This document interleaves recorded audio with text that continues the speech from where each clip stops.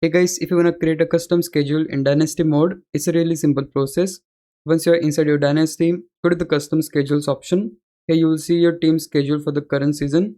First, check how many games are on the schedule to make sure everything looks correct. You'll notice some games have a lock icon. Those are conference games and can't be changed. Only the unlocked games can be edited.